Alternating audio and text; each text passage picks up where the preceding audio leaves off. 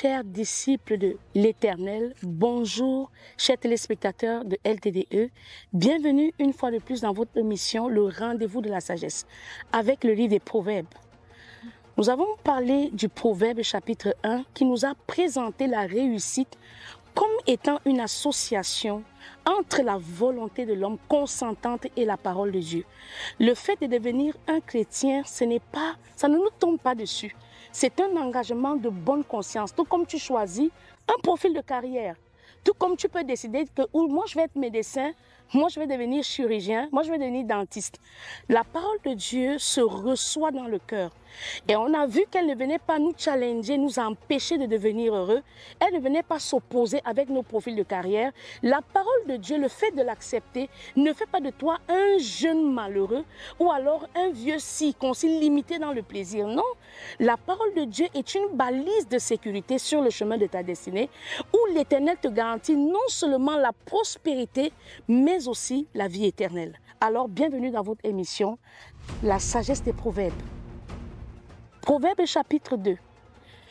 Nous avons parlé de la crainte de l'Éternel. Aujourd'hui, nous allons parler de comment recevoir la crainte de l'Éternel.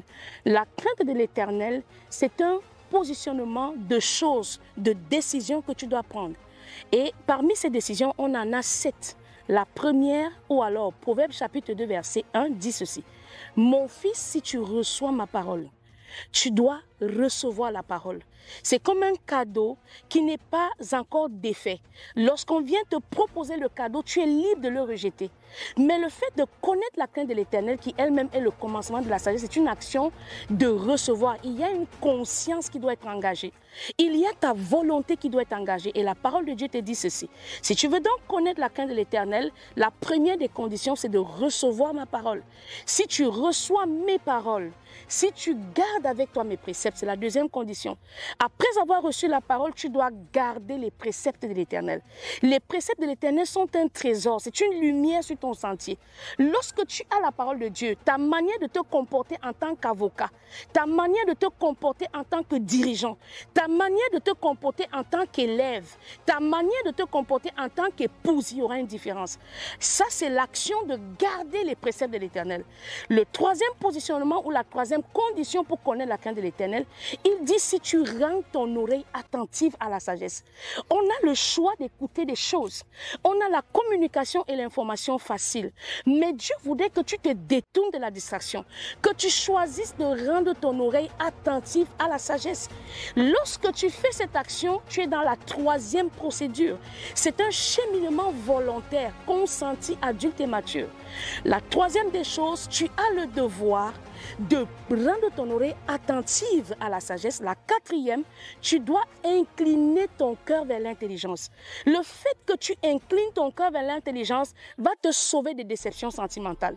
Le fait que tu inclines ton cœur vers l'intelligence va te distinguer dans le milieu familial. Mon frère et ma soeur, la course n'est pas au plus agile. La course n'est pas au plus brave. La course n'est pas à celui qui a plus d'argent, mais tout dépend pour nous des temps et des circonstances. Et Dieu en est le maître. Alors, si tu choisis d'incliner ton cœur vers l'intelligence, oui, si tu appelles la sagesse, si dans les moments difficiles, tu sais dire, oh Seigneur, j'ai besoin de toi comme le roi David le faisait, à l'instant où tu choisis de le faire, et non te confier à toi-même, et non te confier à ta sagesse, et non te confier à la foi de ton pasteur, mais de manière adulte, dis Seigneur, j'ai besoin de toi. Si tu appelles la sagesse, si tu élèves ta voix vers l'intelligence, c'est l'action de prier. Prier, c'est élever sa voix vers l'intelligence, car Dieu est l'intelligence suprême.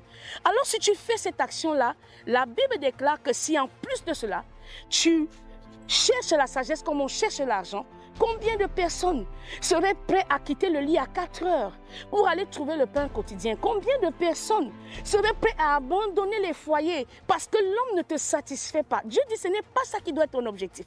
Ce n'est pas ça qui doit t'amener à ne pas dormir la nuit. Ce qui devrait t'inquiéter, c'est de chercher la sagesse comme tu cherches l'argent, de poursuivre l'intelligence comme tu chercherais un trésor. La Bible déclare, lorsque tu te seras positionné dans cette sagesse, dans cette vérité de la parole, selon le livre de Proverbes chapitre 2, alors tu connaîtras la crainte de l'Éternel. Car l'Éternel donne la sagesse. De sa bouche sortent la connaissance et l'intelligence. Il tient la victoire que tu cherches dans ses mains en réserve pour les hommes droits. Il est un bouclier. Dieu est une protection. Il est un enclos. Il est un pare-balles. Dieu veut devenir celui qui encaisse tes coups. Il veut devenir celui qui se tient devant les autres pour plaider pour toi. Alors, la sagesse sera pour toi un bouclier. Elle sera pour toi les sentiers de la justice. Elle préservera ta voie.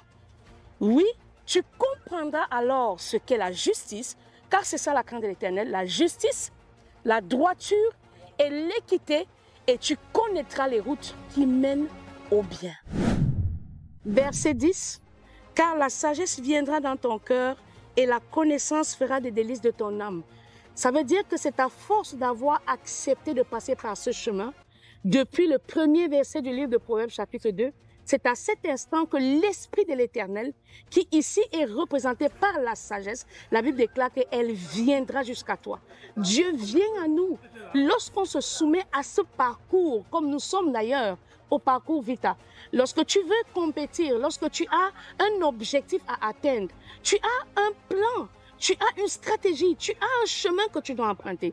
Lorsque tu auras fait ces choses, lorsque tu auras gardé la parole, lorsque tu auras retenu les préceptes, lorsque tu auras incliné ton cœur vers la sagesse et rendu ton oreille attentive à la sagesse, lorsque tu l'auras recherché comme de l'argent, lorsque tu l'auras poursuivi comme un trésor, la sagesse viendra à toi.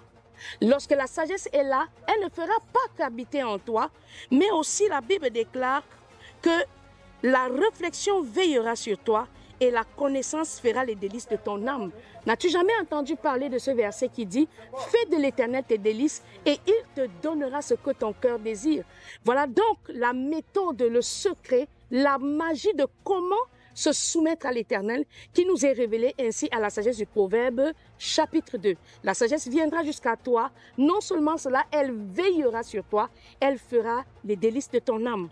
La réflexion veillera sur toi, l'intelligence te gardera pour te délivrer de la voie du mal, de l'homme qui tient des discours pervers, de ceux qui abandonnent les sentiers de la droiture afin de marcher dans les chemins ténébreux, qui trouvent de la jouissance à faire le mal, qui mettent leur plaisir dans la perversité, qui poursuivent les sentiers détournés. Ça veut dire que de même que tu as poursuivi les sentiers de la justice, que l'Éternel préserve pour ceux qui marchent dans l'intégrité, de même avant que tu ne t'attaches à la connaissance et que tu n'inclines ton cœur vers l'intelligence, tu marchais dans les sentiers de l'iniquité, et qui prennent les routes tortueuses pour te délivrer de la femme étrangère, de l'étrangère qui emploie des paroles doucereuses, qui abandonne l'ami de sa jeunesse et qui oublie l'alliance de son Dieu. Car sa maison penche vers la mort et sa route mène chez les morts. Aucun de ceux qui vont à elle ne reviennent. Tu vois, tu avais cru que le fait d'aller de femme en femme, le fait d'aller d'homme en homme, c'était ça, célébrer ta jeunesse. Et tu avais cru que la parole de Dieu venait t'empêcher de vivre cette jeunesse-là. Non! La parole de Dieu vient te préserver de ces sentiers qui mènent à la mort. C'est cela la sagesse des proverbes. Lorsque tu veux craindre l'Éternel, tu dois lire le livre des proverbes. Le livre des proverbes, c'est un manuel qui est comme un permis de conduire, un code de permis de route qui va te montrer comment te réjouir de ta voiture. Lorsque tu as une voiture et que tu ne passes pas le permis de conduire, tu peux avoir la voiture, quelle que soit sa valeur, elle ne te sera pas autant profitable que si au préalable, tu connais le code de la route. La parole de Dieu, c'est le code de la vie. La parole de Dieu, c'est cet endroit-là où on peut désormais vivre véritablement une jeunesse épanouie sans risquer de finir mal. Pour te délivrer de la femme étrangère, de l'étrangère qui emploie des paroles doucereuses, qui abandonne l'ami de sa jeunesse et qui oublie l'alliance de son Dieu, car sa maison penche vers la mort et sa route mène chez les morts. Aucun de ceux qui vont à elle ne reviennent. C'est prévu par le Seigneur. Pourquoi aujourd'hui nous avons des hommes qui préfèrent donner leur fortune à leur mère? C'est parce que malgré l'amour, ils ont trouvé la déception dans l'amour. C'est cela la femme étrangère. Tu sais, Dieu veut te sortir de ce joug. Dieu veut équilibrer tes jours. Dieu veut apporter de la consistance à ta vie. C'est cela la sagesse des proverbes. Tu marcheras ainsi dans la voie des gens de bien. Tu garderas les sentiers des justes, car l'homme droit habite le pays, les hommes intègres n'y resteront pas. Est-ce que tu veux être un leader? Est-ce que tu veux aspirer à de grandes choses? Est-ce que tu veux devenir un homme d'impact? Dieu dit, Celui qui garde la sagesse possédera le pays. Le tout n'est pas d'émigrer. Le tout n'est pas de se dire qu'on sera mieux ailleurs. Si tu peux commencer aujourd'hui à acheter sans argent ce terrain où tu peux bâtir une maison d'équilibre, la maison de ta vie sur le rocher de la vie qu'est Jésus-Christ, à partir de cet instant, tu vivras une vie au plus jamais intéressante que tu n'as jamais connue. Que Dieu te bénisse. Rendez-vous pour la prochaine édition dans la sagesse des proverbes.